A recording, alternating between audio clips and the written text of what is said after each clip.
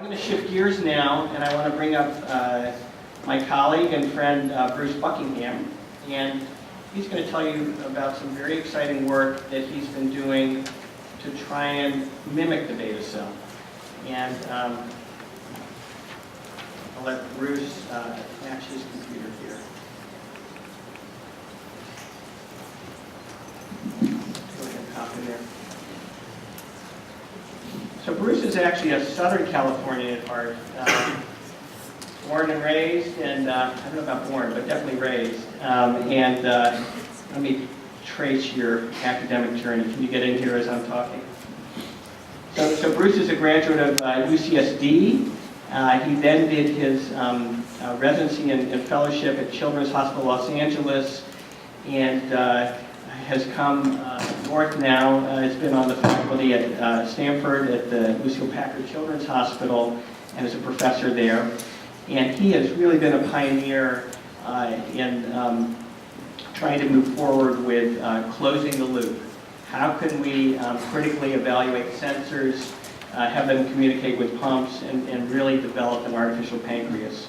And he's an investigator in a variety of different networks, including DirectNet. He's a very close partner in the TrialNet efforts that I've referred to.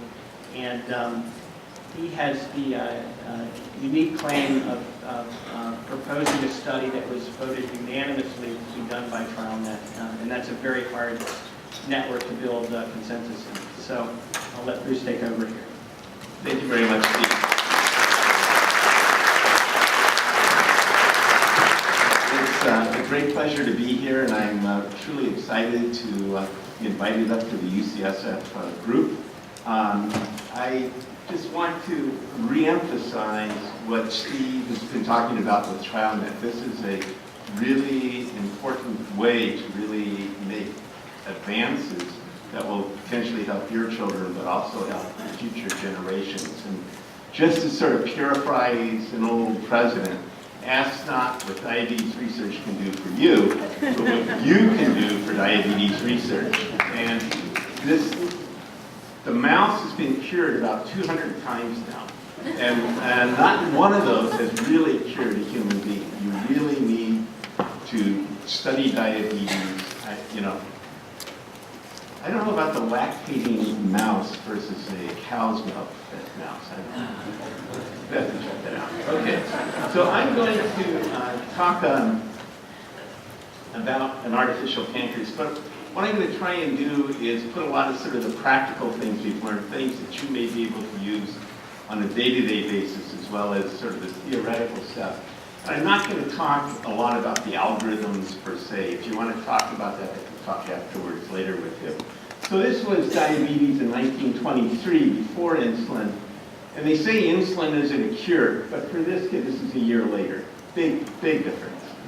And insulin is not perfect, but it is a lifesaver.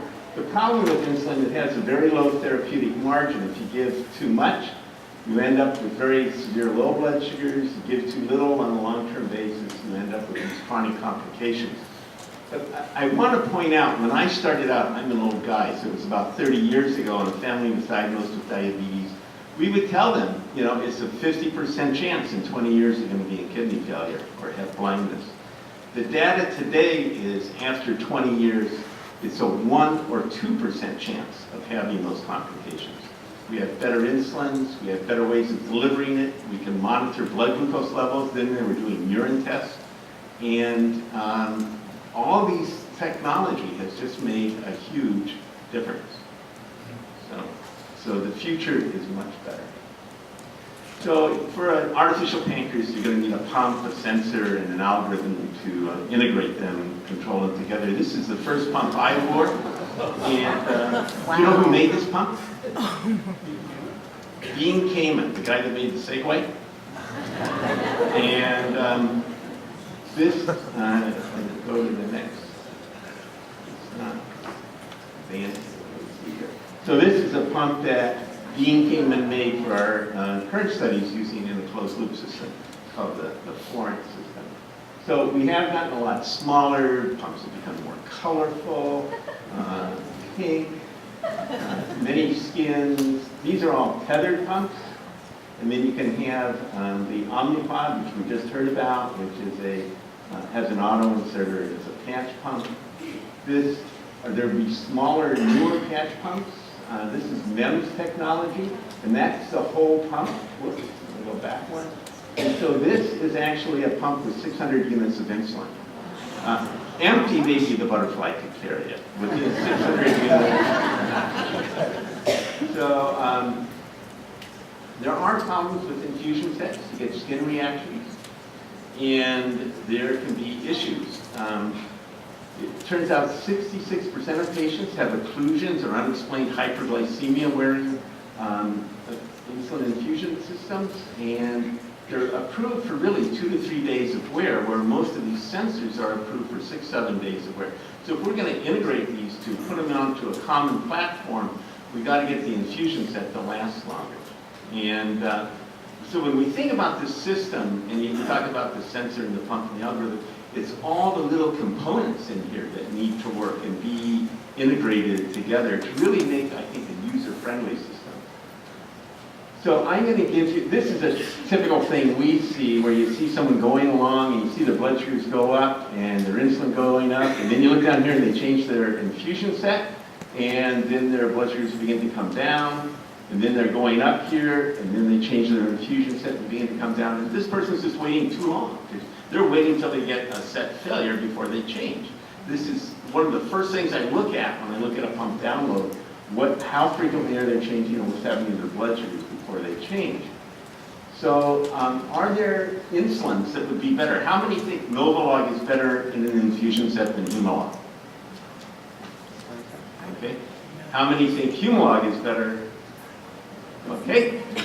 How many think Lysine is better? Okay. We got about a 12% response from the audience.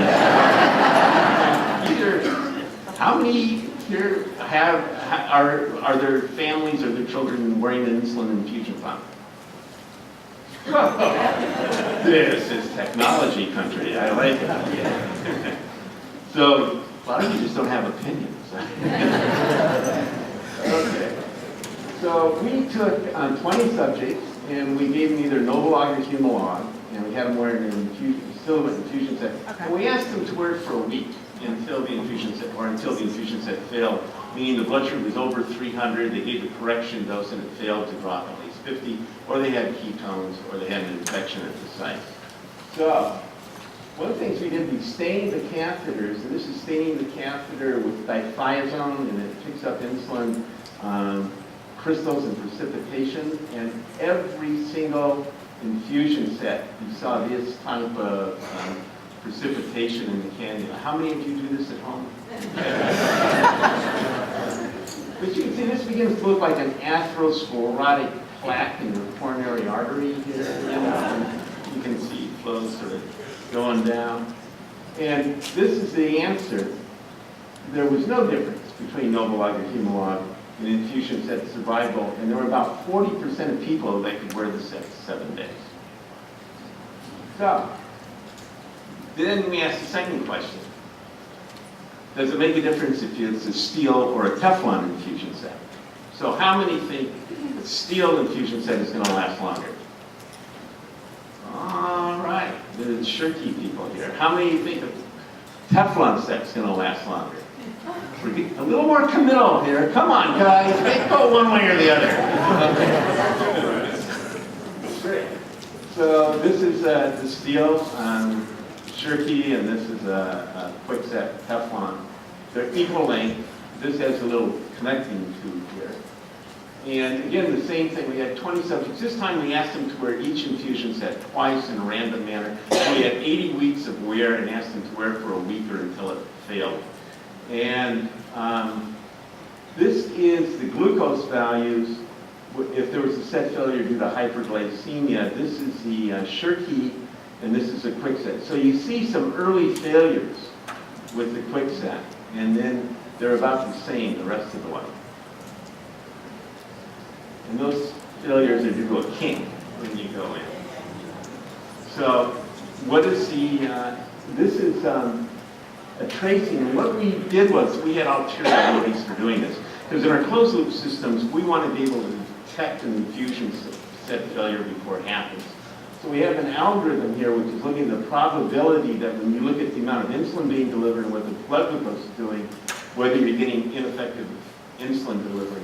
And you see we alarmed here around noon, and we alarmed here around 6, and around 10 o'clock at night the person realized their set had failed. So we could pick it up about 10 hours earlier with our algorithm. And here's another one. And this one is sort of interesting because it alarmed around 10 o'clock at night, again around 3 in the morning, and the person realized it had failed it when they got up the next morning. So this would have picked it up before they went to bed. You could fail due to erythema and induration at the site, and we had them measure this when they took the set out.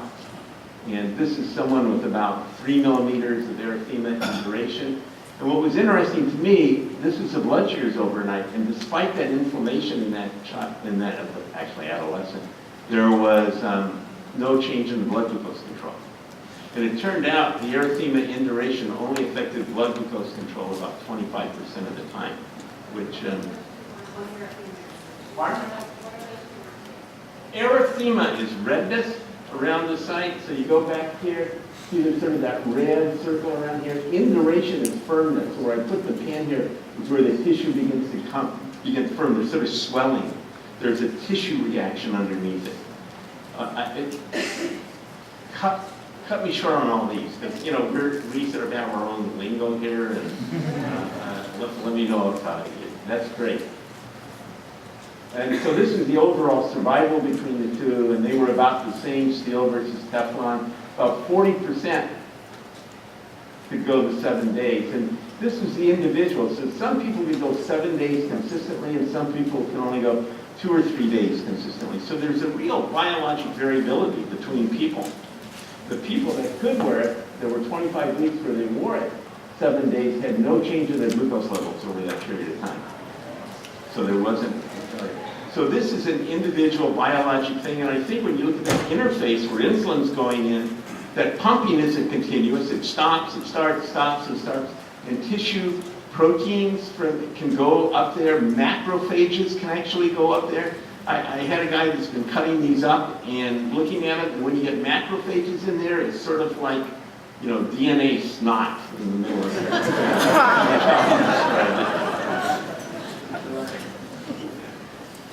So we need, I talked about pumps and infusion sets. We need a sensor, and these are the typical, this was me at UCSB. You notice everyone wearing a sub-Q sensor has no sub-Q fat. You can get a fluorescent sensor if you have big ears. And this is one that goes under the skin and gets a little pellet implanted, and it'll last 6 months. So they're doing this. They did their initial trials in Europe for 3 months, and now they've extended it to 6 months. And you wear a watch over it, and it's like the tanning room, and you can see your glucose there. This is the mini-med system. And what are the problems? Well, there are time delays, the sensor has lag times, insulin has lag times, there's the accuracy of the sensor, there's biologic variability in insulin action, and most importantly, in meals. There's a huge variability in meals. Exercise is very hard on a closed-loop system because all of a sudden you get a very rapid change in insulin sensitivity, and you can't predict that. And it's hard to shut off the insulin in time. But one of the biggest, well, I will say, I won't call this a barrier. I'll just call it a delay. It's the FDA approval process. And it's been fun.